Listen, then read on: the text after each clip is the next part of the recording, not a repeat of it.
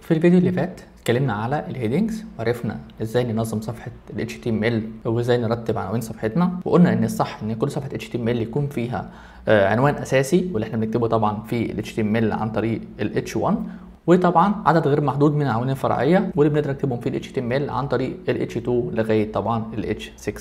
طيب لو انا عايز اكتب جمله عاديه او نص عادي في صفحه ال HTML، يعني انا هنا مثلا عندي في H3 مكتوب واتس HTML. طب لو انا عايز ارد على السؤال ده، هل ان انا بستخدم عنوان تاني مثلا H4 مثلا؟ لا طبعا، طول ما هي اجابه عاديه وما لهاش علاقه بترتيب صفحه ال HTML او عناوين صفحه ال HTML طبعا ما بنستخدمش الهيدنجز. وفي الحاله دي بيجي الدور على العنصر اللي احنا هنشرحه في الفيديو ده، وهو عنصر الباراجراف.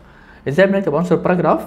بنكتبه ان احنا هنا بنعمل اوبننج تاج وبنكتب حرف البي اللي هو طبعا اول حرف في كلمه باراجراف، وجوه البي بنكتب الاجابه على سؤالنا. في الحاله دي احنا مثلا قلنا ان السؤال هو مثلا واتس HTML، باجي هنا ومثلا بكتب ان HTML is the standard markup language for creating web pages. يبقى انا هنا كده عرفت ارد على عنوان صفحتنا اللي هو في الحاله دي طبعا هو عنوان فرعي، وهو في الحاله دي واتس HTML. انا هنا استخدمت عنصر الباراجراف علشان خاطر زي ما انتم شايفين صفحه ال HTML جاوبت على السؤال بتاعي، وكتبت ان ال HTML يعتبر هو اللغه الستاندرد عشان اعمل بيها صفحه ال HTML، او عموما اللغه الاساسيه او الافتراضيه ان احنا بنقدر نكتب بيها صفح موقعنا. طبعا الباراجراف مش بس اقدر اكتبه تحت هيدنج زي ما انا كتبت هنا، طبعا الباراجراف اقدر اكتبه في اي حته، مفيش قوانين بتحكمنا في استخدام الباراجراف زي ما احنا قلنا في الهيدنجز، ان طبعا الهيدنجز ان يكون في H1 بس، لكن H2 ل H6 عدد غير محدود. لا هنا مفيش قوانين بتحكمنا، نقدر نستخدم اي باراجراف احنا عايزينه. نقدر نستخدمه مثلا كمان هنا، اهم حاجه طبعا يكون جوه البادي لان هو عنصر بيتكتب جوه البادي. اقدر مثلا اكتبه هنا واقدر اكتب اي حاجه هنا، مثلا اقدر اكتب ويلكم تو فرونت اندز، هتظهر لي عادي فوق الهيدنج زي ما احنا شايفين هنا، مفيش حاجه غلط وطبعا كله سليم.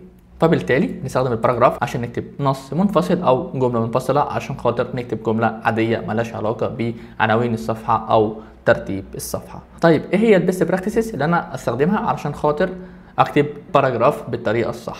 اولا يفضل ان كل جمله بعوز اكتبها يفضل ان انا اكتبها باراجراف لوحدها. مثال بسيط، انا هنا عايز اكمل واقول ايه هو ال HTML، ساعتها هنا يفضل ان انا اعمل باراجراف تاني، ان انا اعمل اوبننج تاج وكلوزنج تاج، وجوه الباراجراف بكتب مثلا ان HTML stands for hypertext markup language، واسيف زي ما انتم شايفين الاقي الجمل ظهرت بالمنظر ده. طب ايه اللي استفاد ان انا استخدم 2 باراجرافز وما استخدمش واحد بس؟ هو ان احنا لو جينا هنا مثلا على عنصر باراجراف وعملت انسبكت، بلاقي ان عنصر باراجراف لو بصينا هنا هنلاقي ان هو عنده حاجه اسمها مارجن. دي حاجه نشرحها بالتفاصيل في كورس CSS، لكن عموما بكلمات بسيطه المارجن هو يعتبر المسافه اللي ما بين عنصر والتاني. فبالتالي بلاقي ان هنا لو انا كتبت 2 باراجراف بلاقي ان في مسافه بين كل واحد والتاني، وده طبعا بيحسن تجربه المستخدم او اليو اكس وبتتشاف بطريقه احسن بكتير من ان اكتبهم كلهم في جمله واحده. فبالتالي يفضل ان احنا نعمل بالطريقه دي علشان خاطر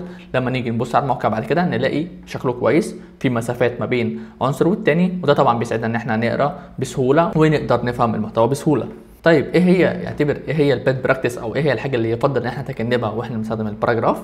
هي ان انا اكتب كلام كتير في الباراجراف. يعني مثال بسيط، ان انا هنا لو انا جيت مثلا عملت باراجراف وحبيت اكتب تفاصيل كتير على HTML، في الحاله دي انا دخلت على موقع W3 Schools وخدت شويه جمل كتير عن HTML وحطيتها كلها في الباراجراف هنا وسيفت، هلاقي ان الباراجراف ظهر بالطريقه دي. فطبعا الحاجه زي كده بتسوق اليو اكس او اليوزر اكسبيرينس او تجربه المستخدم، وبتخلي اليوزر يحس ان المحتوى او عموما النص المكتوب مش مكتوب بالطريقه الصح او عموما مش منظم.